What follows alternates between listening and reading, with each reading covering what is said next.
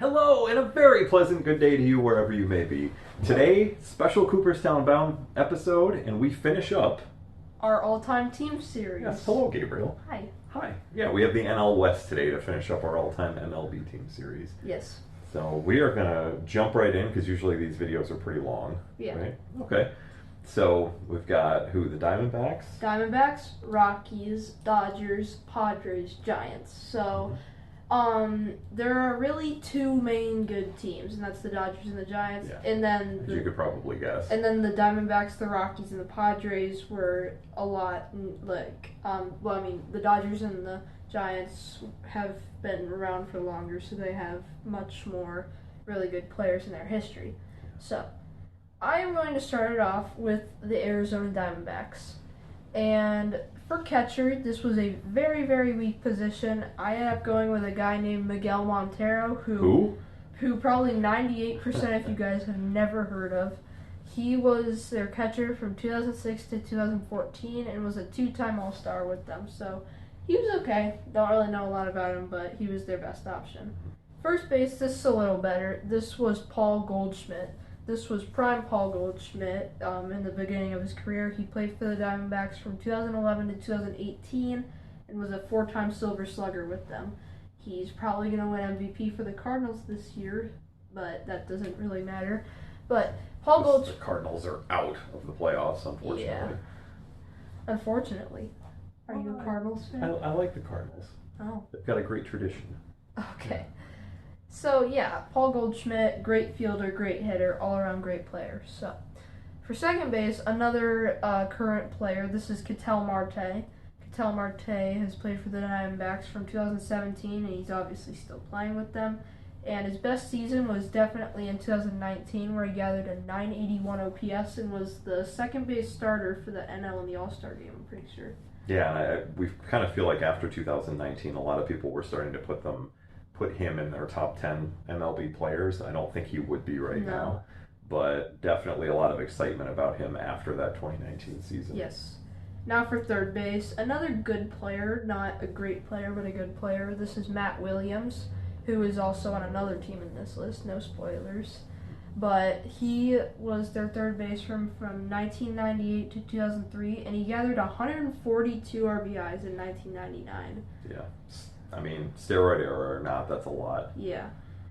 He was their third baseman on their 2001 team, as you'll probably see for some of the other guys on this list.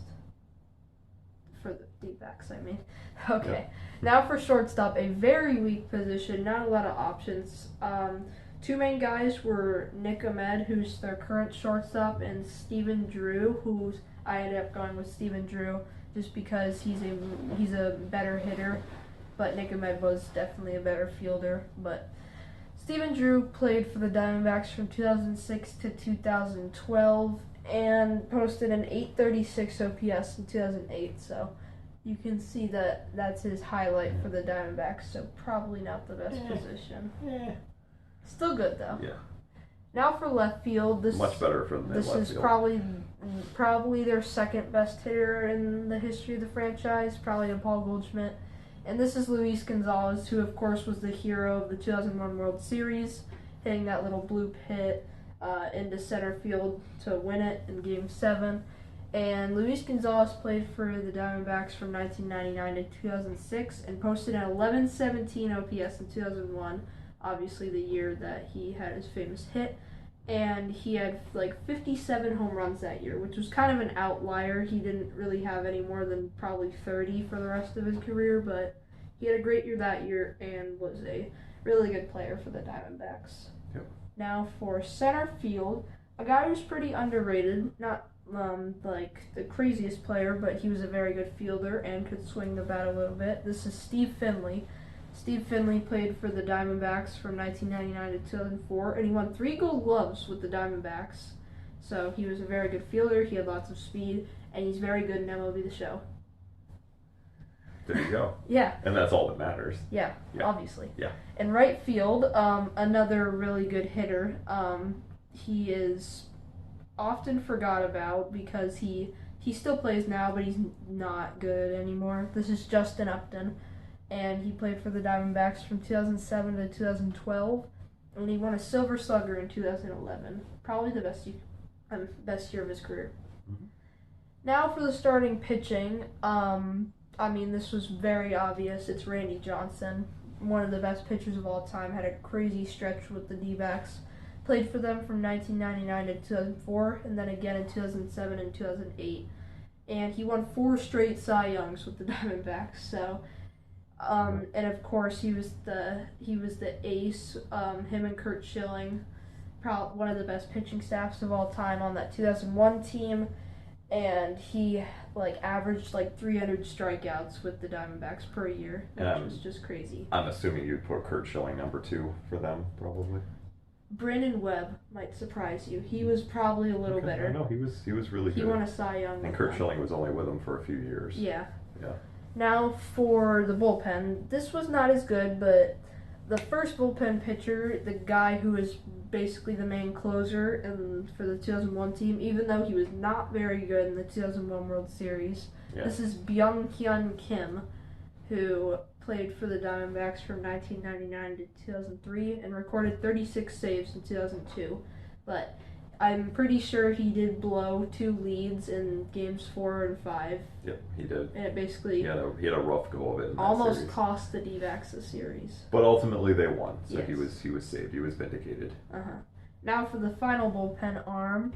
This is Brad Ziegler, who, by the way, I think this might be the only team to have this. Byung-Hyun Kim was kind of a sidearm / submarine pitcher, and so was Brad Ziegler. So, might be the only team with 2 kind of submarine bullpen pitchers.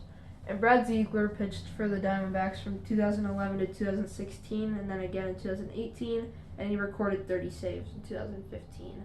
So, there's the Diamondbacks. Not the best team, but their starting pitching is probably their strong suit, followed by their lineup, and their bullpen is not very good. Yeah. But, yep. Now I'm going to do the next 2 teams, because Gabriel and I kind of wanted to even this list out a little bit and make it so that, I wasn't just stuck with kind of the lesser teams. So I'm going to do the Rockies and the Dodgers. So we'll start with the Rockies, of course.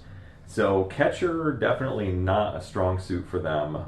This is Chris Iannetta, who actually was really good in 2008. He had an OPS just under 900 in 2008, but he played for the Rockies from 2 stints, from 2006 to 2011, and then again from 2018 to 2019. Kind of one of those guys that was, a good, just sort of pedestrian, maybe slightly above average catcher, but they just don't have a lot of good catchers in their history. Yeah. First base, things change here. So now we get into the really good guys for them. So first base was somebody that I think this guy played his whole career with the Rockies. Yeah, and he's probably the best player in their franchise history. Yeah, well, I don't know. Maybe the guy in right field you could say that about. But anyway, first base, Todd Helton.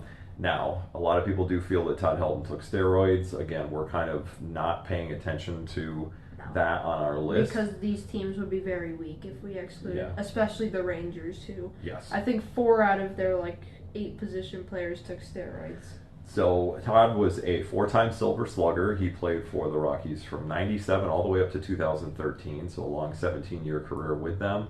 And I remember him just posting these crazy numbers in the late 90s and early 2000s. This was the guy that would hit 360 with 35 or 40 homers and close to 150 RBIs in a season. And this was back when, obviously they were playing at Coors Field and they were scoring a ton of runs, but they were giving up a ton of runs, and it felt like every Rockies game back then ended at 9-8, or something like that. Second base, and here's a guy that I think a lot of people forget that he played for the Rockies because he made such a career for himself with the Yankees afterward, and this is DJ LeMahieu. Was with the Rockies beginning of his career from 2012 to 2018, and 3-time Gold Glove winner with them, so not bad. And then of course he went on to become a great hitter with the Yankees. Third base, this one should be a little bit more obvious. Of course, the great Nolan Arenado, 8-time Gold Glove winner, great hitter. Has played with them from 2013 to 2020. A lot of people feel that he's still possibly the best overall third baseman in baseball, or at least he was. Maybe not anymore. Might be Jose Ramirez now. Yeah, but he was definitely. There was about a 5 or 6 year stretch where it was Arenado every year. Shortstop. Troy Tulowitzki played for the Colorado Rockies from 2006 to 2015. Two-time Silver Slugger. He's kind of one of those guys that sort of, might get forgotten about a little bit in that kind of that, mid to late 2000s era when the Rockies, really weren't doing a whole lot. But he was on a team, let's see, 2006. I was just trying to think if he was on a team that went to the World Series with them. Yeah, I think, Yes. They went to the World Series in 2007. 2007, They yeah. lost to the Red Sox. Yep. So he actually was, and I was kind of popping into my brain as I was going over this. Left field, so their outfield is, I gotta say, their outfield's pretty good. Yeah. And it starts in left field with Matt Holliday, who played with them from 2004 to 2008. He posted an OPS over 1,000 of 1012 in 2007 and was part of that great team that Gabriel just mentioned that went to the World Series. Yep. And lost to the Red Sox. And I remember him just consistently putting up great numbers every year. He was like a 25 or 30 home run guy every year who could just hit for average really, really well. Center field, it's got to be Chuck Nasty, Charlie Blackmon. Now, we realize that Charlie Blackmon is not a good fielder. No, he's awful. But and that's their fault for putting him in center Yes, field because we all know that the Rockies are very poorly managed and very, very poorly owned. But the numbers that he put up behind the plate were just amazing for a long time. Obviously, they have since dropped off. He's played with the Rockies since 2011. He posted an OPS of an even 1,000 in 2017, and that was part of this string of like 4 or 5 straight years where he was well over 900 every year. I mean, he was just crushing the ball every year. And then right field, recent Hall of Famer, Larry Walker. This guy, I would make the argument, Gabriel said Todd Helton might be the best player in their history. Longevity. I would make the argument that the best all-around player in their history is probably Larry Walker. He is the one Hall of Famer on this list so far. He played with the Rockies from 95 to 2004, was the 97 NL MVP, which is really saying something because we were getting into like prime steroid era at that point. So, and he's somebody who's not really brought up in the steroid discussion a whole lot because his numbers were very consistent. Yeah. Yep. So on to the pitching, which is definitely not something that the Rockies are known for. If anything, they're known for their pitchers just getting totally beat up and having ERAs like over 5. But starting pitcher, pretty good. Ubaldo Jimenez. And, as Gabriel was doing this, we were kind of thinking, well, could we come up with somebody that's better for the Rockies? But I agree with him on this. I think it's Jimenez. Played with the Rockies from 2006 to 2011. Posted a 2.88 ERA in 2010, which is great considering like half of those games were at Coors. Yeah. Pretty amazing that he was able to do that. In the bullpen, Brian Fuentes is the first bullpen pitcher. Played with him from 2002 to 2008 and recorded a solid 31 saves in 2005. And another guy that was on that 2007 NL Championship team. And then finally, the other bullpen pitcher, and I gotta admit, I would actually have these guys flipped and have this guy as the first bullpen pitcher, but this is your list, so it's fine. This guy's kind of inconsistent. That's why. Yeah, I mean, but he had some great years, and that's Adam Ottavino. Played with him from 2012 to 2018, and in his last year with the club in 2018, posted a 2.43 ERA. The reason he's not first is he would have a year like 2018 where you would have like a 2.5 ERA, but then like in a year with a 4, and then the 2.5 and then a 5, and then a 2.5 and then a 4. Yeah, he was definitely up and down. So now, as promised, I am actually going. Gabriel said, "Oh, you can go ahead and do the Dodgers," and I said, "Okay, thanks." So Gabriel's going to follow that up with the Padres and then the Giants, and we figured that it would be a little bit more fair. Otherwise he would have done the Giants and the Dodgers. So anyway, on to the Dodgers, a team with a great and illustrious history. Of course, they were in Brooklyn until 57, I believe, and then they moved to LA in 57. But crazy long history, and this is definitely going to show on this list. And I think Gabriel put together a really good list here. So, catcher, I went to Gabriel and I said, okay, is it Roy Campanella? And he was like, well, no, we kind of looked at the numbers and it really looks like it's got to be Mike Piazza. And it's kind of hard to disagree with Mike Piazza. Now, Roy Campanella did win 3 MVPs, but he was a catcher, so that kind of influenced it because I feel like the people who voted really thought that catchers shouldn't put up that good of numbers, but they were not as good as Mike Piazza's. Yeah, and Mike Piazza played his first 7 years of his career with the Dodgers, and famously, he basically had to talk the Dodgers into looking at him. So he wasn't even on their radar, and there was a famous discussion that took place where I think it was Tommy Lasorda basically said, "Well, we're going to do this kid a family favor, and we'll just we'll sign him and we'll pick him Because they picked him in in like the late round, like the 50th round of the draft or Yeah. something. Like it was like the last round, and then he ended up becoming one of the greatest players in their history. Great numbers, of course, posted a 1070 OPS in 97, and the rest is history. Went on to have a great rest of his career with the Mets as well. Yep. Was he our Mets catcher? Yeah, I think Yeah, he he beat was. Gary Carter by a little bit. Yeah, he because did. Gary Carter was the Expos catcher. Yeah. Yep. So, all right, first base. We're going to go back a bit for this. So, first base, we're going to go back to the great Gil Hodges, who was not only a really solid hitter, played with the Brooklyn Dodgers, and then transferred over to Los Angeles late in his career from 43 to 61. I think he played his whole career with the Dodgers, 19 years. Three-time Gold Glove winner, so he was a great fielder, and he was a really solid all-around hitter. Second base. I wonder who this could be. I don't know. Maybe Chris Taylor. No. So second base, of course, it has to be the great Jackie Robinson. Played with the team from 1947 to 1956. Of course, famously was the 1949 NL MVP in just his third season in the majors. And I mean, what more can you say about Jackie Robinson that hasn't already been said? So he's a legend in every possible way, and the way that he carried himself on the field made him even better. Third base, interesting here that I was kind of thinking maybe that there would be somebody other than Justin Turner, but you picked Justin Turner. There were a few options, but I looked at a few lists, and they had them higher. They had these people higher than Justin Turner, but I looked at the numbers, and Justin Turner had a lot better numbers, and he had a lot better competition. These other guys played in like the 30s, and So I'm going to put you on the spot for a second. Who would you put at number 2, second baseman? I don't. Do you remember? Second baseman? Or sorry, third baseman, number 2. I don't know. I can't remember. Oh, okay, It all was right. like some guys from the 30s and 20s. Yeah. So one of the things that we're trying to do with these lists too is we are trying to take into account when people played. Yeah. So we know that obviously there were some people in the dead ball era and in the 20s that just put up these crazy numbers, and we're not trying to just fill these teams, these older teams with guys from that era, because obviously baseball wasn't integrated yet. That's certainly a very valid argument. And we're also not trying to fill the teams with guys from the steroid era either. So we're really trying to balance things out a little bit. Yeah. So third base, Justin Turner has played with the Dodgers from 2014 until now.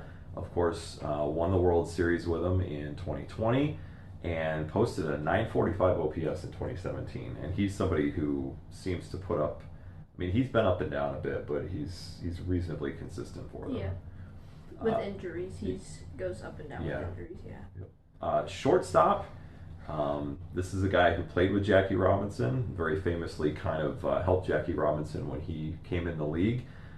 Pee Wee Reese played with the Dodgers from 1940 to 1958, was a 10-time All-Star, could hit the living daylights out of the ball for consistency. He didn't have a lot of power, but he put up great averages, and he was a really good fielder as well. Left field, and here's a guy that from sort of dead ball era, and he played right into the live ball Babe Ruth era, that I always thought was a great player when I was growing up. I read about this guy's stats in a baseball almanac that I had, and I couldn't believe him, and I just feel like he gets overlooked a lot. He's a Hall of Famer, and that's Zach Wheat in left field. He played with the team from 1909 to 1926, posted a 375 batting average in 1924, which probably meant he was like 10th in the league that year. So, because everybody was like hitting, 390 or 400, but just a tremendous all-around athlete and player. Center field, who else but Duke Snider? Again, part of those great Dodgers teams from the late 40s, 50s, and early 60s that he won well, let's see, he would have won, I think, 3 championships with them. Played with them from 1947 to 1962. And in an era that was mostly known for its pitching, he posted a 1071 OPS or OPS in 1954, which is crazy for that era. So right field, and here's somebody that I'll bet a lot of you are going to be like, wait, who? But this guy was also just crazy good, but for a much shorter period, and that's Babe Herman. Played with the team from 1926 to 1931. And listen to this, 1930, and yes, I know that this was the Babe Ruth live ball era, but he posted an 1132 OPS in 1930, which would have put him right near or at the top of the league that year. I think he was like 3rd. Yep. Probably Lou Gehrig and Babe Ruth. Yeah. All right. Or so, Jimmy Fox. Yeah, probably. So starting pitching, and we know that some of you might disagree with some of these, but hear us out for a second. So starting pitching, to me, and Gabriel and I talked about this, the starting pitcher came down to 2 guys, and it's Kershaw or Koufax. And I do have to agree with Gabriel. We went with Sandy Koufax here. He definitely had more success in the postseason than Clayton Kershaw has had. Clayton Kershaw has had like one really good postseason in his career. Out of like the 10 that he's been in. And a lot of people don't know this, but Sandy Koufax actually won 4 World Series with the Dodgers. He was on their team as a 19-year-old rookie in 1955, but he actually didn't play in the World Series. And but he went on to win 3 more with them after that, including 2 where he was basically the central figure in winning them. Yeah. So of course, 1963 NL MVP, and he went out on top as the best pitcher in baseball when he retired at the age of 30 in 1966. So imagine if he didn't have those arm problems, what he could have been. But he was already the greatest pitcher in that team's history. In the bullpen, Kenley Jansen is our first selection. Played with the team from 2010 to 2021. Of course, we feel like his skills probably like 2019, 2020, maybe into 21 started to drop off a little bit, although he's had a great year this year with his new team. But he had 47 saves in 2016, really at the height of his career. And every single year he was posting ERAs that were like sub-2 with like 45 to 47 saves for a very long period. And then, of course, the great Eric Gagne as well. Played with the team from 99 to 2006 and was the 2003 NL Cy Young winner out of the bullpen, which is very impressive. And to be honest with you, this is another one where I might flip these guys and put Gagne first and Jansen second, but it's really close. Cool. Consistency. Yeah. So those are the Dodgers. And Gabriel is going to move on. We're going to move on next to the Padres. Oh, yes. Yep, and Gabriel actually wrote down the Giants first, and then we were like, oh, wait, alphabetically, San Diego is first. Okay, so I'm going to do the last 2 teams. Yep. First, starting off with the Padres. At catcher, there was one option. It was Benito Santiago, who played for the Padres from 1986 to 1992, and he was a good catcher in his day. Not the best hitter, but he did win 4 Silver Sluggers, but that was a weak period of time for hitting. But one of the things that he was really known for was he was like Yadier Molina before Yadier Molina. He had the arm of Yadier Molina. Like nobody ran on him. I think he won like 3 or 4 Gold Gloves as well. He was really unbelievable. He was probably the best all-around catcher of the late 80s and early 90s in baseball. I'm thinking, but I can't think of anyone. There might be. At that point, Gary Carter was starting to kind of drop off in his numbers, and career. Carlton Fisk was old at that point. He was like 40. Yeah, so he probably was the best all around. Okay. First base. This is a guy who was a really good hitter. He played for the Dodgers after he played for the Padres, but he started his career with the Padres. This is Adrian Gonzalez, who played for the Padres from 2006 to 2010. And he hit 40 home runs in 2009 with, I'm pretty sure, an OPS around 1,000. So he was a great hitter. He was a good fielder as well. So he's the Padres starting first baseman. For second base, this was not a very good position for the Padres. I ended up going with Mark Loretta, who played for the Padres from 2003 to 2005. And had a .335 batting average in 2004. And I saw a little fun fact. I think he's the only player besides Tony Gwynn in the Padres history to have a 300 batting average for a stint with the Padres. Oh, for his whole time with the Padres, he hit 300. Yeah, I mean, wow. He played 3 seasons, but yeah, still though, that's pretty impressive for 3 years. Yeah. Now for third base, someone you might know, he's a steroid guy. And unfortunately, he's not with us any longer. No, he very heavily relied on steroids. He played for the Padres from 1995 to 1998, and this is Ken Caminiti, who won the 1996 NL MVP.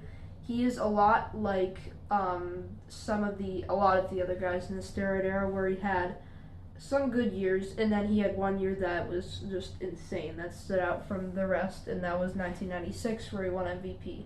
So that's going to be Ken Caminiti at third base. He was actually quite a good fielder for being so, fragile and full of steroids. Mm-hmm. Yeah, he was. I think he won a couple Gold Gloves. I actually remember him being a pretty good fielder, too, at third base. And what was funny, too, is he was a really big guy. You don't normally see these big, hulking, 6'3", 6'4", 240-pound guys at third base, but he could move pretty well for his size. Now for shortstop, it was between 2 guys. It was between a really young Ozzie Smith and Gary Templeton.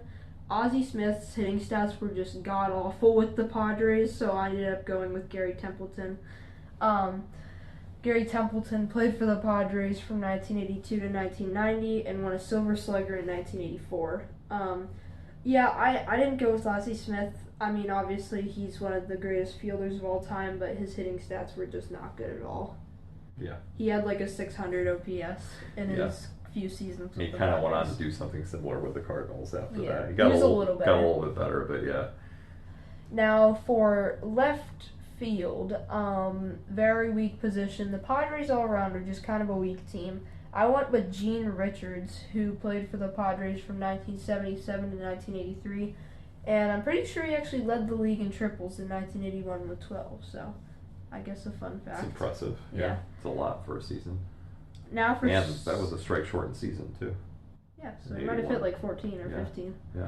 Now for center field, I went with, pretty sure it was the Diamondbacks center fielder, and this is Steve Finley, who played for the Padres from 1995 to 1998, and he won 2 Gold Gloves with the Padres for a grand total of 5 for his career, because I'm pretty sure he won 3 with the Diamondbacks. Obviously, he was a great fielder, and he was a really good hitter, so he's going to be their starting center fielder. Now for right field. I hated this because Dave Winfield is probably the second best player in the history of this franchise, and he is a right fielder. And so is Tony Gwynn. So you have the top 2 players probably in the history of the franchise played the same position. Yeah, that was tough. What other franchise could you say that about? I don't know. Well, maybe never mind. I was going to say the Yankees, but I would sound like an idiot if I did that. Okay. So we went with Tony Gwynn. Yeah. So Tony Gwynn played for the Padres his whole career from 1982 to 2001 and was a 7-time Silver Slugger, one of the best contact hitters of all time. Hit over 350 probably 5 times in his career. Hit over 390 in the strike-shortened season of 1994, and he was a great fielder too and had speed earlier in his career. He put on some weight later in his career, but he was still obviously a great hitter. Now for the pitching, which is not their starting pitching isn't. Their bullpen is actually very good. Bullpen's really good. Yeah. Their starting pitcher, I went with Jake Peavy, who played for the Padres from 2002 to 2009 and won the 2007 NL Cy Young Award. So he was a really good pitcher back in his day. There was another guy, I can't remember his name, but he was also probably in contention for could have been their starting pitcher. He won a Cy Young, but he had 92 strikeouts in 315 innings, so I didn't think I was going to pick him. So for the bullpen, this is a very, very good bullpen. One of the guys is probably the second best closer of all time, and that's Trevor Hoffman. Yep, I was going to say second to Mariano. Yeah. He played with the Padres from 1993 to 2008 and recorded 53 saves in 1998. Every year he was posting 35 saves with a 1.5 to 2 ERA. A great, great closer. So he's going to be their best. And their second guy is Heath Bell, who played for them from 2007 to 2011 and was their main closer in that time, and he recorded 47 saves in 2010.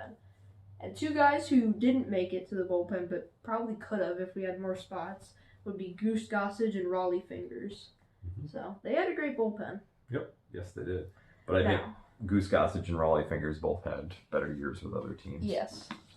Now, for the final team, the Giants, who might be the best team on this list, might be the Dodgers. You could really flip either one. This is pretty close to the Dodgers, though. Their hitting is probably a little better, but their pitching is not as good, I would say.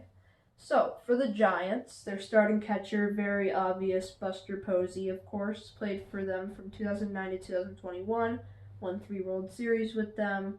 Probably could have maybe even won one last year if that umpire hadn't rung up Wilmer Flores to end the NLDS.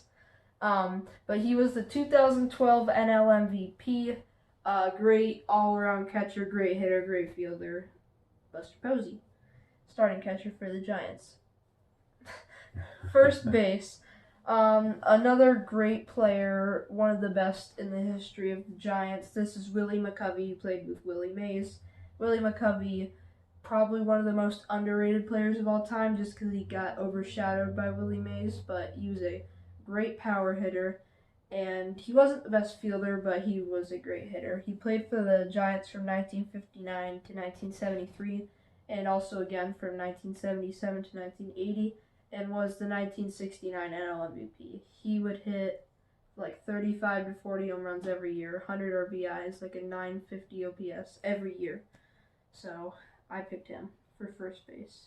And just to give you an idea, so I would have picked him for first base definitely too. But to give you an idea of the depth of this team, Will Clark was also a first baseman for this team. And obviously we're not going to pick Will Clark over Willie McCovey, all respect to Will Clark. But just, the Giants are one of these teams that's been around forever. They've got, like, a lot of these positions, they've got 3 or 4 guys at every position that were really, really good. Yeah. Now for second base, probably might be the best power hitting second baseman of all time. He probably took steroids, but this is Jeff Kent, who played for the Giants from 1997 to 2002 in the prime Barry Bonds era. And he won the 2000 NL MVP, which was very impressive, judging by the hitters back then and how good of stats they were putting up. For third base, this was the third baseman for the Arizona Diamondbacks, and this is Matt Williams, who had probably his best years with the Giants. He played for them from 1987 and 1996 and won 3 Silver Sluggers with them. He hit more than 40 home runs in the strike short in 1994. He was on pace to break, at that point, Roger Maris's record. Yeah, I think, if my memory serves me correctly, I think he had like 46 or 47 home runs that year. Yeah, in only like 110-ish games. Yeah.